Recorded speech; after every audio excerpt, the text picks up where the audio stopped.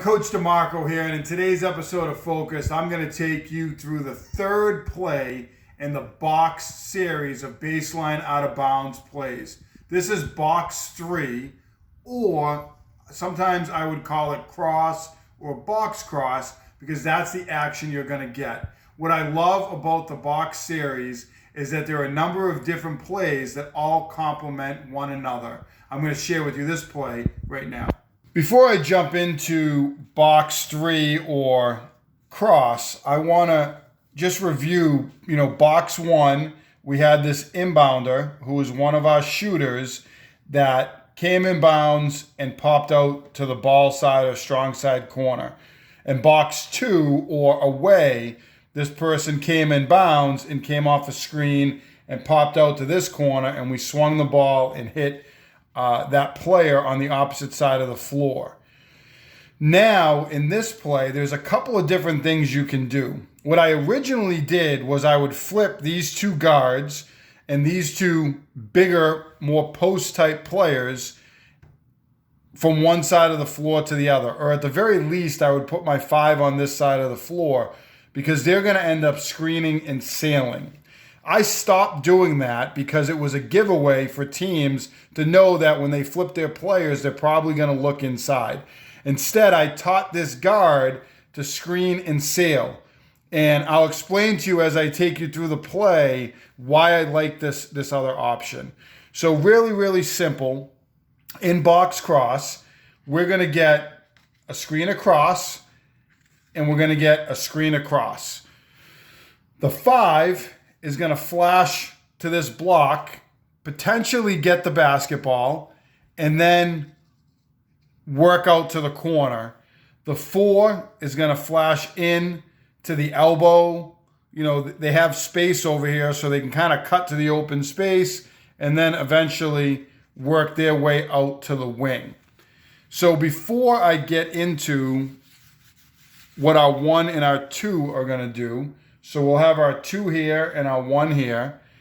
The other action that this 5 and the 4 will do, and we added this in as time went on, is 4 is going to set a little bit of a pin down, and this player is going to fade to the top. And what we found is that if this wasn't open on the sail, or they weren't open in the initial pass, we could get a pass out here. The other thing that you could actually do, instead of having 4 screen down for 5, is you could have 5 screen up and have 4 come to the corner for a shot and have 5 fade out to the top. This is really a secondary option, but I like having that movement, and we did get scoring opportunities. If teams did a good job inside here, we would get scoring opportunities. So that's just another little addition that we made for this play.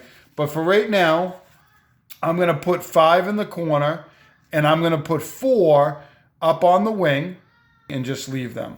So our initial option is to have 2 try to sail this player. Hopefully what teams do on the screen across is they switch, and our 2 player and our 1 player will be inside of this player.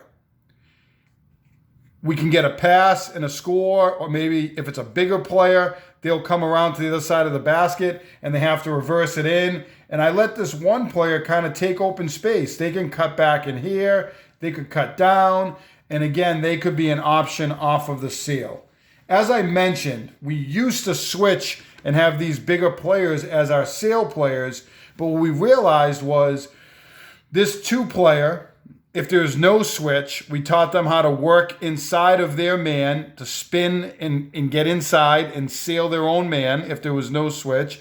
And if it was a bigger player, they would use the rim and kind of come around the other side and hit a layup. So they would have a lower center of gravity against the bigger player. And actually, we found this to be a really nice option without a giveaway. The other thing I want to mention is after 2 screens for 5 and 5 comes over to this block, if the defense switches, 5 is going to have a smaller player on them. So we just told them, post up right here, right in, nice high pass to 5, and they would turn and score. So we took advantage of the switch on this end. We still could hit this player, And again, we weren't changing our alignment, which I think was really, really important for our team. The last piece to the play is if this ball were to come into the corner, if these players screen, 5 screens for 4, they come down to the corner, and 4 were to catch the ball here, we could just get into our regular box action. 4 goes to 5, a 3-player comes into the middle, 4 screens down, and 3 pops back out to the corner, which is why I like this. You can always revert back to your original box 1 to the corner or box 2 to the weak side after doing a different initial action. So this series was really, really effective. It's really basic, but the fact that you could run that box cross and then get into box 1 or box 2 with the pass to the corner was very, very effective. You can see why I like the box series, and I've said this many, many times. Box 1, you get a shooter in the corner. Box 2, you get a shooter away. Now we're into box 3, and you're getting a screen across and a seal before getting into one of the other actions. So there's so many different things you can do off of this series. This is only the 3rd play, and I'm going to share a couple more with you in the coming weeks.